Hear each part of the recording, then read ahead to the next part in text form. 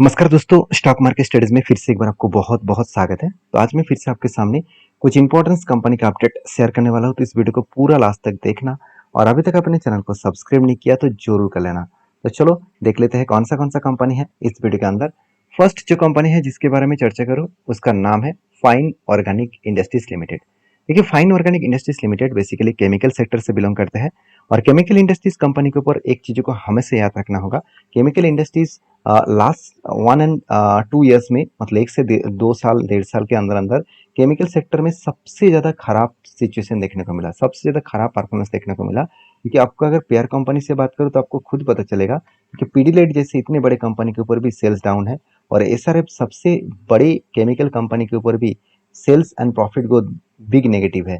उसके साथ साथ लिंडा इंडिया जो है, उसके साथ साथ गुजरात फ्लोरो केमिकल्स है, साथ ही साथ आप देखें तो टाटा केमिकल्स और गोदरेज इंडस्ट्रीज, फाइन ऑर्गेनिक, तो ये सारे कंपनीज का सेल डाउन है। उसी तरीके से अगर प्रॉफिट रेशियो भी देखा जाए तो प्रॉफिट रेशियो भी डाउन है। तो कहने का मतलब क्या है कि अगर इंडस्ट्रीज में स्लो डाउन है तो वहां पे आप कुछ नहीं कर सकते। वहां पे आज नहीं तो कल हमेशा आपको डाउन साइड में आपको सिचुएशन और ग्रोथ देखने को मिलेगा। और उसी बेसिस में कंपनी के ऊपर जो जर्नी है उस जर्नी को वो थोड़ा सा स्लो में चलाएगा। तो जब पूरा का पूरा सेक्टर में ग्रोथ होना स्टार्ट हो जाएगा, पूरा का पूरा सेक्टर में इस कंपनी आगे बढ़ते हुए देखने को मिलेगा, तब इस कंपनी अच्छा खासा ग्रोथ कर पाएंगे। तो बाकी इस कंपनी के ऊपर जो फिलहाल के सिचुएशन है, जो लोग सोच रहे हैं कि कंपनी का हालत थोड़ा सा करेक्शन हुआ है, ऑब्वियसली, क्योंकि बीच में कंपनी का 470 करोड़ 426 करोड़ टोटली कंपनी का सेल्स हुआ था। आज 522 करोड़ के आसपास सेल हुआ। तो ओवरऑल कंपनी की जो सेल्स है वो 700 करोड़ से 522 करोड़ तक सेल्स देखने को मिला। एक्सपेंस को कंपनी कंट्रोल करने के बाद कंपनी का नेट प्रॉफिट 138 करोड़ से 104 करोड़ के आसपास देखने को मिला। मतलब नेट प्रॉफिटेबिलिटी के हिसाब से बात करूं तो कंपनी के ऊपर अच्छा खासा आपको प्रॉफिट ग्रोथ नहीं, अच्छा खासा प्रॉफिट आपको थोड़ा सा कम देखने को मिला, क्योंकि कंपनी बीच में प्रॉफिट कम हुआ था, उसको कंपनी रिकवरी भी कर चुके हैं। तो ओवरऑल बात करूँ कंपनी में जो ग्रोथ है उस ग्रोथ को कंटिन्यू करने के लिए कंपनी को टाइम लगेगा, क्योंकि इस सेक्टर में ग्रोथ होने में थोड़ा सा टाइम लग सकते हैं। मैं पहले भी डिस्कशन कर चुका हूँ, केमिकल सेक्टर में जो हालत है वो हालत सुधरने में थोड़ा सा टाइम लगेगा। मजेदार बात यही है कि कंपनी के ऊपर इंस्टीट्यूशन माल बेचने के लिए तैयार नहीं है, उल्टा माल खरीदारी कर है। क्योंकि एफएस के पास साढ़े साढ़े 3% होल्डिंग था, वो बढ़ के हो चुके 4.5%। डीएस के पास थोड़ा सा होल्डिंग यहाँ पे बेचा गया, 12% होल्डिंग था, 10% हो चुके हैं। पब्लिक के पास जितना होल्डिंग था उतना ही है। प्रोमोटर एक भी माल नहीं बेचा, एक भी माल खरीदारी भी नहीं किया। मतलब 75% उसको कंटिन्यूसली उस होल्डिंग को वो मेंटेन करता है, कंटिन्यूसली उस होल्डिंग को लेकर चल रहा है। तो एक अच्छी बात यही है कि मैनेजमेंट उसके ऊपर पॉजिटिव है, तो आज नहीं तो कल उस कंपनी रिकवरी जरूर करेंगे। तो बाकी इस कंपनी के ऊपर एक चीज़ों को और भी नोटिस करना होगा, जो टेक्निकली चार्ट पर इस कंपनी को वो बना है, वो पहले एक बिग यहाँ पे हैंडल बना, सॉरी एक शोल्डर बना, उसके बाद एक बिग हेड बना, उसके बाद फिर से एक शोल्डर बनने की तैयारी करेंगे। अगर इस पैटर्न कंप्लीट करके अगर ब्रेकआउट करे तो बड़ा सा धमाका हो सकता है, क्योंकि पैटर्न के ऊपर एक बार, 2 बार, 3 बार, 4 बार और 5-5 बार रिटेस्ट करने के लिए जा रहे हैं। तो जब भी कोई पैटर्न को, जब भी कोई रेंज को बार बार वो रिटेस्ट करके ब्रेक करने का कोशिश करे तो सोचना उस ब्रेकआउट के बाद एक अच्छा खासा धमाका यहाँ पे हो सकता है। तो बाकी आपकी क्या ओपिनियन है जरूर मुझे कमेंट्स करके बताना। नेक्स्ट जो कंपनी है उसका नाम है आरबीएनएल, रेलवे विकास निगम लिमिटेड। बेसिकली आरबीएनएल के ऊपर जो गुड पॉइंट्स है, सबसे पहले वो मैं आपके साथ चर्चा करूंगा।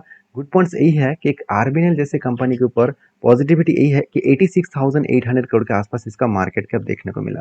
और 86,800 करोड़ के आसपास इसका जो मार्केट कैप है, उस बेसिस में देखा है तो कंपनी के ऊपर जो करंट प्राइस है वो 417 के आसपास है और कंपनी का वैल्यूएशन थोड़ा सा हाई है। कंपनी का आरओसी आरओई तो ठीक है, इनकम भी जबरदस्त है, कंपनी का डेप्थ थोड़ा सा हाई है। तो कुछ पॉइंट पॉजिटिव है, कुछ पॉइंट वीकनेस है, क्योंकि कंपनी के ऊपर लगातार प्रोजेक्ट मिलते चले जा रहे हैं, तो जिसके चलते हुए कंपनी को तो कर्जा लेना ही पड़ेगा। क्योंकि इस बार भी कंपनी के ऊपर एक गुड अपडेट येस्टरडे में आया था, पिछले दिन में आया था, क्योंकि 24 जून में कंपनी के ऊपर एक अपडेट आया था कि India's railway Vikas Nigam limited jump on 23%, sorry 23 million order, मतलब कंपनी को $23 मिलियन का टोटल ऑर्डर मिला और जिसके चलते कंपनी के ऊपर एक जंप देखने को मिला। ऑब्वियसली कोई भी रिजल्ट अच्छा आएगा, कोई भी ऑर्डर मिलेगा तो कंपनी के ऊपर तो एक जंप दिखेगा।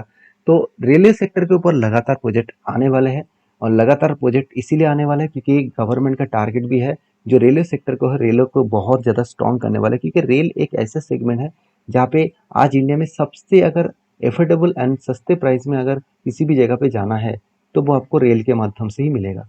क्योंकि आप मान के चलिए आप मुंबई से चेन्नई तक जाएंगे, कि मुंबई से आप कोलकाता तक आएंगे, तो मुंबई से आप दिल्ली जाएंगे, तो किसी भी जगह जाने के लिए अगर आप कोई भी फ्लाइट से जा रहा है, कोई भी आप मतलब टैक्सी बुक करके जा रहा है, कोई भी आप ट्रांसपोर्टेशन के माध्यम से जा रहा है, तो आपको बहुत ज़्यादा चार्जेस लगेगा। जहाँ पे आपको ट्रेन में और मतलब अराउंड लोकल जो टिकट है जो स्लीपर क्लास का वो 500 से 700 रुपीज़ के अंदर ही मिल जाएगा। तो सोचिए कंपनी के ऊपर आपको हमेशा काम करने से पहले उसका थिंकिंग समझना पड़ेगा। उस थिंकिंग के बेसिस में आपको सब कुछ मिल जाएगा, क्योंकि आरबीएनएल के ऊपर जब मैंने टेल लिया था तब मैंने आपको ये भी बताया कि आरबीएनएल मेरे हिसाब से बेस्ट कंपनी इसीलिए लगता है क्योंकि कंपनी के ऊपर कुछ पॉइंट्स तो वीकनेस है, मगर कंपनी के जो डेटा अपडेट सेल्स का आंकड़ा है वो हमेशा बढ़ते चले गए। क्योंकि आप देख सकते हो 5,700 करोड़ से 6,700 बना, मतलब 1,000 करोड़ का कंपनी का सेल्स बढ़े। एक्सपेंस कंपनी कंट्रोल में रखे, जिस बेसिस में कंपनी का नेट प्रॉफिट 345 करोड़ से 433 करोड़ के आसपास देखने को मिला। मतलब नेट प्रॉफिट अलग लेवल में यहाँ पे ग्रोथ देखने को मिला और अलग लेवल में यहाँ पे जर्नी देखने को मिला है। अभी कंपनीज के ऊपर एज ए इन्वेस्टर प्रोमोटर से लेकर एफएसडीएस पब्लिक हर किसी के पास आपको अच्छा खासा यहाँ पे इन्वेस्टमेंट देखने को मिलेगा। तो मुझे लगता है जो सिचुएशन यहाँ पे बना है उस बेसिस में कंपनी के ऊपर एक big journey and big jump देखने को मिला है और उसी बेसिस में कंपनी आगे बढ़ सकता है। तो ऑब्वियसली प्रोमोटर के बाद इंस्टीट्यूशन इसीलिए ज़्यादा नहीं होल्डिंग रखा है, ये इंस्टीट्यूशन चाहते हैं कि कंपनी का जो मार्केट कैप है वो अच्छा खासा तो है ही, क्योंकि पीएसयू कंपनी है, इसलिए कंपनी के ऊपर ज़्यादा वो इन्वेस्टमेंट नहीं करना चाहते। तो मैं हमेशा बोलता हूँ कि पीएसयू कंपनी के ऊपर आप लॉन्ग टर्म के लिए कोई भी इन्वेस्टमेंट बारे में सोच रहे हैं तो आप प्लीज़ एक बार डिसीजन आपको जरूर सोच समझ के लेना पड़ेगा, क्योंकि आज जो गवर्नमेंट है शायद उसका डिसीजन इस कंपनी के लिए पॉजिटिव है, नेक्स्ट जो गवर्नमेंट आएगा शायद वो इसका डिसीजन कुछ अलग हो सकता है, जहाँ पे अब इस कंपनी के ऊपर दिक्कत भी आ सकते हैं।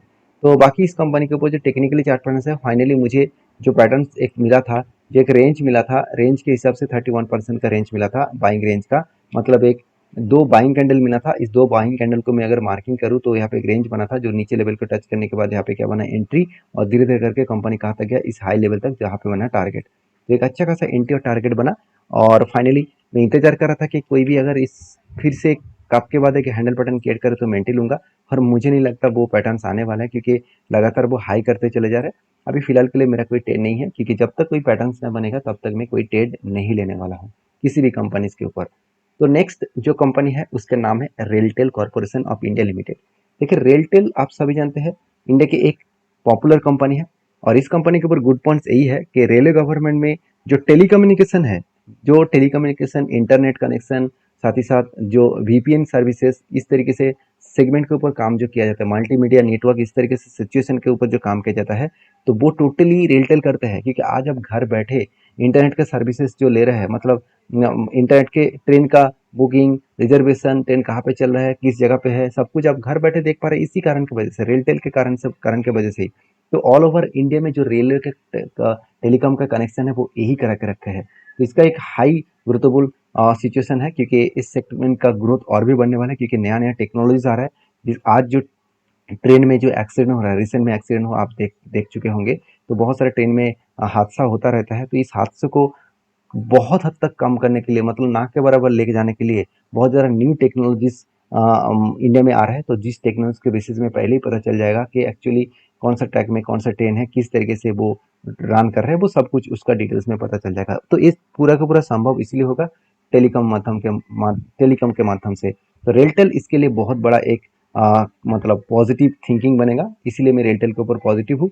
और दूसरी बात, रेलटेल के ऊपर जो गुड पॉइंट्स है वो भी आप देखेंगे तो रेलटेल कॉर्पोरेशन के ऊपर 4 दिन पहले से एक अपडेट आया था।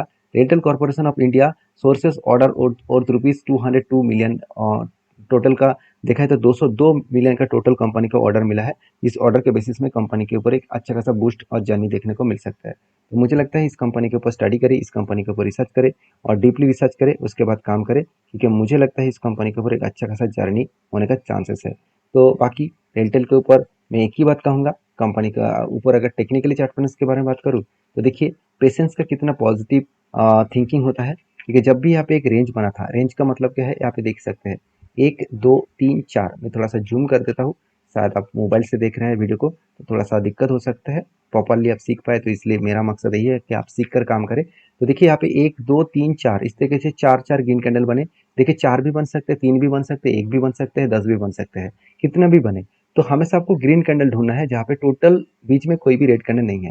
तो टोटल ग्रीन कैंडल को आपको टॉप लेवल से डाउन लेवल तक मार्किंग करना है, मतलब जहाँ पे लो किया था और जहाँ पे हाई किया था उस लेवल को मार्किंग करना है। अगर वो लेवल 20% के ऊपर बने, ध्यान रखना 20% के ऊपर बने तो ही ट्रेड बनेगा। तो यहाँ पे कितना बना 30% के ऊपर, तो नीचे लेवल को टच किया था, अब क्या बना यहाँ पे एंटी बने, और इस हाई लेवल तक क्या बनेगा टारगेट बनेगा। तो इस एंटी लेवल नीचे बनेगा और उसके बाद धीरे धीरे करके टारगेट बनेगा। तो फाइनली इसका टारगेट मिल चुके हैं। तो कितना टारगेट मिला, अगर मैं एंटी लेवल से देखूँ, जब एंटी बना उस लेवल से देखूँ तो ऑलमोस्ट 100 दिनों में 30%। तो इससे बड़ी चीज़ और क्या हो सकते हैं। सिर्फ 3 मंथ के अंदर अंदर 30% का रिटर्न। तो हर दिन 1% के सॉरी माफ़ी चाहता हूँ, मतलब हर हर मंथ 10% के आसपास कंपनी रिटर्न जनरेट करके दिया। तो इससे बढ़िया बात और कुछ नहीं हो सकते। बाकी आप समझदार हैं, समझदारी से काम लीजिए। अगर आपको सीखना है, सब कुछ सीख कर काम करना है तो मेरे साथ जुड़े रहिए। अगर आप टिप्स के लिए आए हैं तो मैं रिक्वेस्ट करूंगा आपके सेबी रजिस्टर्ड एडवाइजर के साथ बातचीत करके ही काम करना, क्योंकि मेरा काम है आपको सारी चीज़ों को, मेरे इतने साल एक्सपीरियंस को शेयर करना, आपका काम है उस एक्सपीरियंस को वेरीफाई करके काम करना। तो नेक्स्ट जो कंपनी है उसके बारे में चर्चा करूँ, उसका नाम क्या है। उसके नाम के बारे में बात करूँ, केपीआई ग्रीन एनर्जी, जिसका स्पीड फेस वैल्यू 10 रुपये है। उसको जल्द से जल्द 1 रुपये करने जा रहा है, मतलब फेस वैल्यू उसका 10 का स्प्लिट होकर 1 रुपये आ जाएगा और कंपनी आपको सस्ते दामों में मिल जाएगा। तो ये था कुछ कंपनीज का अपडेट। वीडियो में जानकारी अच्छा मिले तो प्लीज़ लाइक कर लेना और चैनल को सब्सक्राइब भी करना। मिलते हैं नेक्स्ट वीडियो में, तब तक के लिए धन्यवाद।